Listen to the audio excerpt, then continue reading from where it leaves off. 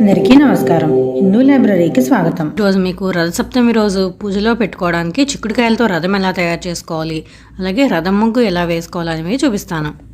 ముందుగా చిక్కుడుకాయలతో రథం ఎలా చేయాలో చూద్దాం. ఇక్కడ నేను 2 విధాలుగా చూపిస్తున్నాను. ఈ చిక్కుడుకాయలను గుచ్చడానికి కొత్త చీపురు పుల్ల కానీ లేదంటే ఇలా టూత్ పిక్స్ కానీ తీసుకోవచ్చు అన్నమాట. ముందుగా మొదటి విధానం చూపిస్తాను.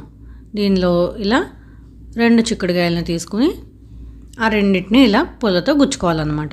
ఇలా 2 చివర్లు గుచ్చేసుకోవాలి.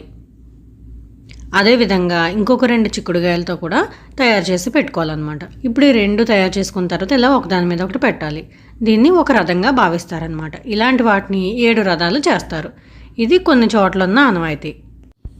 ఇక రెండో పద్ధతికి వస్తే దీనిలో 7 చిక్కుడుకాయలు తీసుకుని దాంతో రథం తయారు చేస్తారు. ముందుగా ఇలా 2 చిక్కుడుకాయలు తీసుకుని రెండింటిని ఇలా గుచ్చి పెట్టుకోవాలి. ఇదే విధంగా ఇంకొక 2 చిక్కుడుకాయలు కూడా సిద్ధం చేసి పెట్టుకోవాలి. ఇప్పుడు ఈ రెండింటిని ఒకదానికొకటి కలపాలన్నమాట.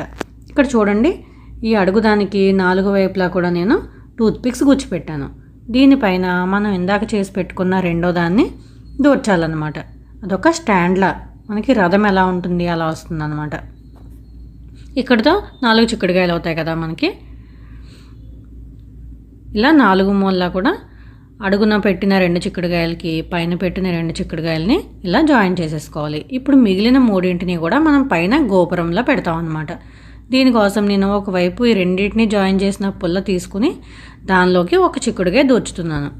ఇప్పుడు ఈ చిక్కుడుకాయకి 2 వైపులా అటుపక్క ఒకటి ఇటుపక్క ఒకటి చిక్కుడుకాయని పెట్టుకొని మధ్యలో మనం ఇలా చిన్న పుల్ల గుచ్చేసుకోవాలి.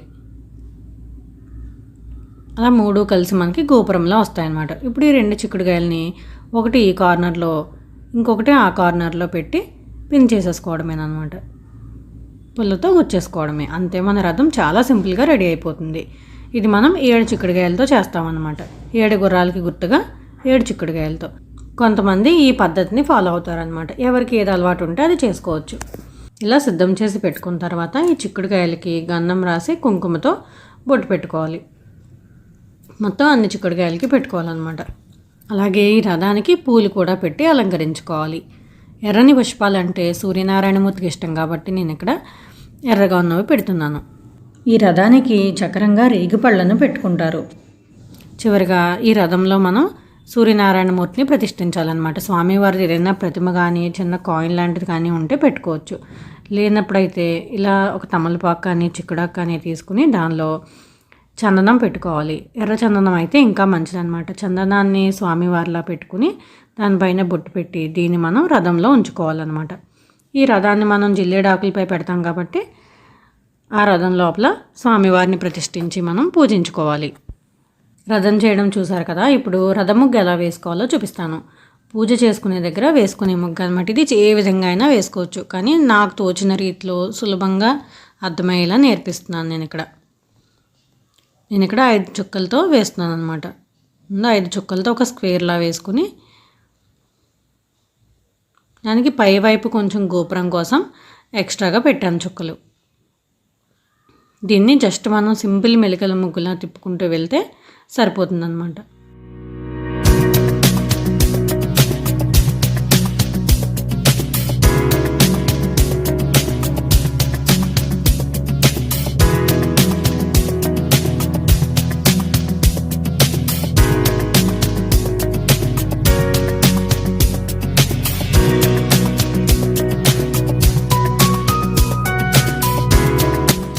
ఇలా చుక్కలతో రథం ఆకారం చేసుకున్న తర్వాత దీనికి కింద ఒకే ఒక చక్రం పెట్టాలి. సూర్యుని రథానికి ఒకే చక్రం ఉంటుందన్నమాట.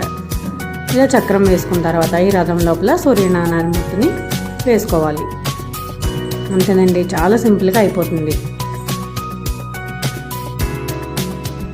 నా ఛానల్లో ఆల్రెడీ రథసప్తమి పూజా విధానం మంత్రాలతో సహా అప్లోడ్ చేశాను. ఆసక్తి ఉన్న వాళ్ళు దాన్ని కూడా చూడండి. మీకు డిస్క్రిప్షన్లో లింక్ ఇస్తాను. ఇంకా రథసప్తమి రోజు స్నానం చేసేటప్పుడు పాటించవలసిన నియమాలు, మంత్రం ఇవన్నీ కూడా తర్వాత వీడియోల్లో అప్లోడ్ చేస్తాను. కాబట్టి ఛానల్ సబ్స్క్రైబ్ చేసుకుని ఫాలో చేయండి. ఒకవేళ మాకు చుక్కలు పెట్టుకుని వేసుకునే అంత ప్లేసు టైము లేదనుకుంటే ఇలా సింపుల్గా కూడా వేసుకోవచ్చు అనమాట. ఇది నేను పూజ చేసినప్పుడు వేసిన ముగ్గు. ఇలా అయినా సరే వేసుకోవచ్చు.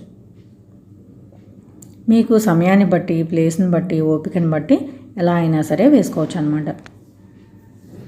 కాబట్టి ఇది కూడా మీకు చూపిస్తున్నాను. వీడియో నచ్చితే లైక్ చేయండి, ఫ్రెండ్స్ అండ్ ఫ్యామిలీ మెంబర్స్కి షేర్ చేయండి. మరో వీడియోతో మళ్ళీ కలుద్దాం. సర్వే జన సుఖినో భవంతు.